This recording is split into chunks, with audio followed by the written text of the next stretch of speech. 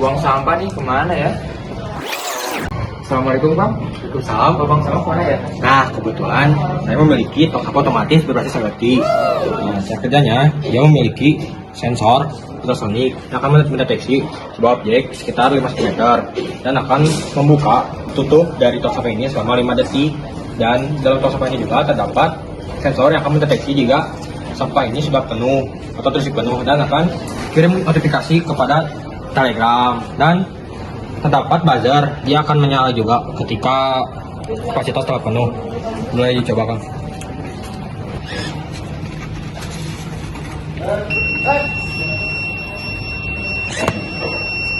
Nah, tuh terdapat notifikasi kan karena tong sampah udah penuh tuh, ada notifikasinya. Sampah botol penuh. Assalamualaikum warahmatullahi wabarakatuh.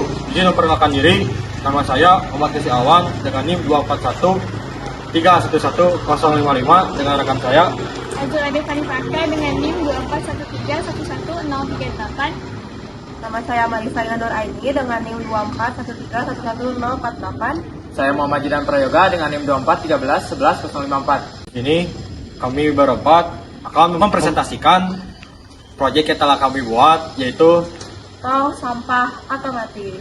berbasis IoT. Tugas ini dibuat untuk memenuhi tugas akhir mata kuliah elektronika digital dengan dosen pengampu Pak Dodi Budiman. Di sini saya akan menjelaskan mengenai hardware, software, dan bahan non-elektronik apa saja yang diperlukan untuk membuat tempat sampah otomatis berbasis IoT. Pada bagian hardware diperlukan laptop ESP32 Room, 2 buah sensor ultrasonik, motor servo, buzzer, kabel USB Type-C, breadboard mini, dan 3 jenis jumper. Dan pada bagian software digunakan Arduino IDE untuk membuat kode program dari microcontroller, lalu digunakan FreeZing untuk mendesain wiring rangkaian sebelum dirakit, dan juga bot pada aplikasi Telegram untuk mengirim notifikasi. Yang terakhir ada bahan fisik non-elektronik yang diperlukan. Yang utama yaitu tempat sampah plastik kecil, lem tembak dan juga isinya, kawat sebagai engsel untuk motor servo, dan box sebagai casing dari rangkaian elektronik. Nah, berikut merupakan wiring tong sampah otomatis berbasis IoT. Nah, untuk membuat wiring tong sampah otomatis ini, kita memerlukan beberapa komponen yang sudah disebutkan pada awal. Yang pertama ada komponen ESP32, yang kedua ada motor servo, yang ketiga ada ultrasonic 1, yang keempat ada ultrasonic 2, dan yang terakhir ada buzzer. Oh ya, di sini kita menggunakan ESP32 ROM. Saya akan menjelaskan wiringnya. Yang pertama, ESP akan terhubung ke sumber tegangan DC. Lanjut, VCC 5 volt pada ESP32 akan terhubung ke VCC pada motor servo, VCC pada ultrasonic 1, VCC pada ultrasonic 2. Ground pada ESP32 akan terhubung ke ground motor servo, lanjut ke ground ultrasonic 1, lanjut ke ground ultrasonic 2, dan terakhir ke ground buzzer. Pin GPIO 13 pada ESP32 akan terhubung ke pin trig pada ultrasonic 1. Pin GPIO 12 akan terhubung ke pin echo pada ultrasonic 1. Pin GPIO 5 akan terhubung ke pin trig pada ultrasonic 2. GPIO 18 pada ESP32 akan terhubung ke pin echo pada ultrasonic 2. GPIO 19 akan terhubung ke pin PWM pada motor servo. Lanjut, pin GPIO 21 akan terhubung ke kaki positif pada buzzer. Cukup. Nah, untuk IoT-nya kita menggunakan bot Telegram. Nah, bagaimana menggunakan Telegram? Bot Telegramnya, dalam bot Telegram itu kita memerlukan chat ID dan bot token. Nah, untuk membuat bot tokennya, kita ke bot father, searching aja bot father. Nah, sini kita ketik /new bot. Nah, itu kalian akan disuruh memilih nama, masukkan nama, terserah, namun diakhiri dengan kata bot akhirannya. Nah, jika sudah, bot father ini akan mengirimkan use this token to access the HTTP API. Nah, ini ntar kita salin dan dimasukkan ke program Arduino-nya. Dan ini untuk notifikasinya ntar muncul di sini di Telegram ini. Kita ketik yang ini. Nah, untuk mendapat chat ID-nya kita searching, masuk langsung ketik user info bot. Nah, di sini kita ketik /start. Nah, ini ada bacanya ID. Nah, ini ID ini digunakan untuk memasukkan chat ID pada program Arduino-nya. Begitu kawan-kawan. Baik, sekarang kita masuk ke bagian pemrograman ESP32. Untuk software yang digunakan adalah Arduino IDE. Lalu pada saat kita sudah membuka software, langkah pertama yang harus dilakukan adalah menambahkan board package dari ESP32. Caranya pada menu File, lalu Preference, pada bagian Additional Board Managers ini, tambahkan link board package dari ESP32. Kemudian, pada bagian Board Managers, jangan lupa untuk menginstal ESP32. Lalu, library yang harus diinstal adalah ESP32 Servo. Kemudian, kita masuk ke codingannya. Di bagian awal ini adalah pengimportan library. Library yang pertama adalah library Wi-Fi dari ESP32, kemudian ada library Wi-Fi Client Secure. Ini tuh digunakan untuk mengakses HTTPS yang akan digunakan untuk Telegram. Lalu ada library ESP32 Servo untuk mengontrol servo motor pada ESP32. Kemudian ada bagian mengenai data Wi-Fi dan juga data dari bot Telegram yang digunakan.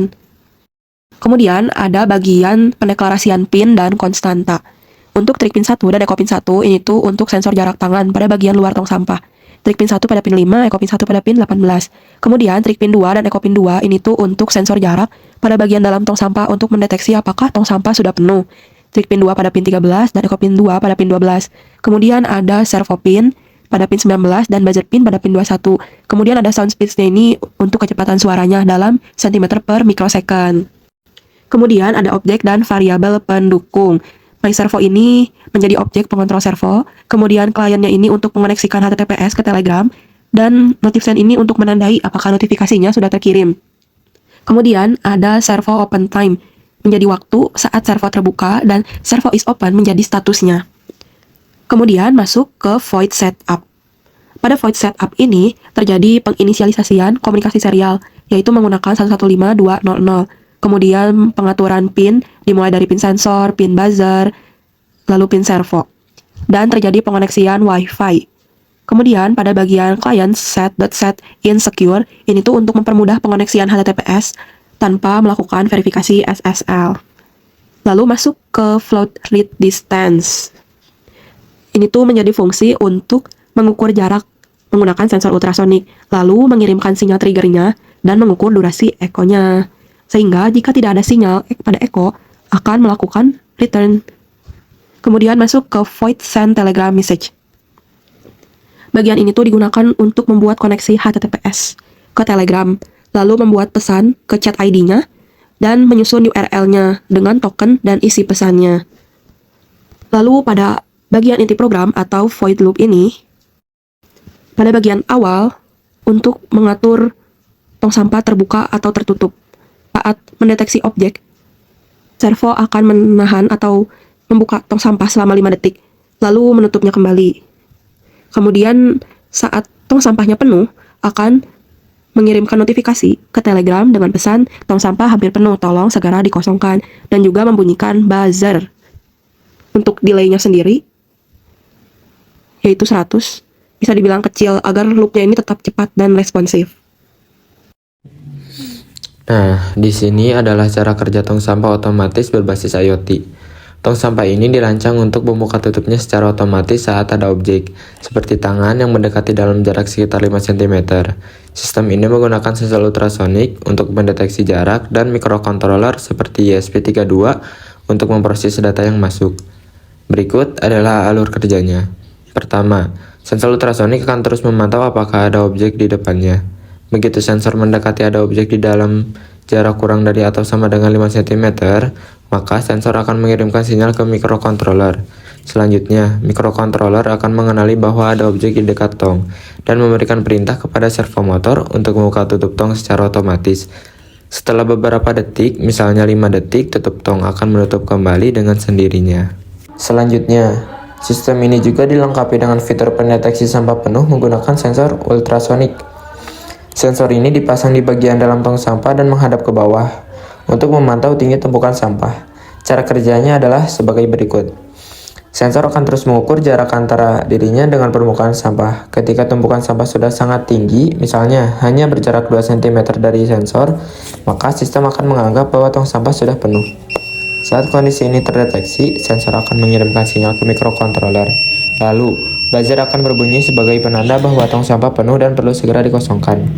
Namun, buzzer tidak berbunyi terus-menerus. Begitu tutup tong kembali tertutup, maka sistem akan otomatis mematikan buzzer. Meskipun sampah masih penuh, hal ini bertujuan agar suara buzzer hanya terdengar sejenak sebagai peringatan dan tidak mengganggu lingkungan sekitar.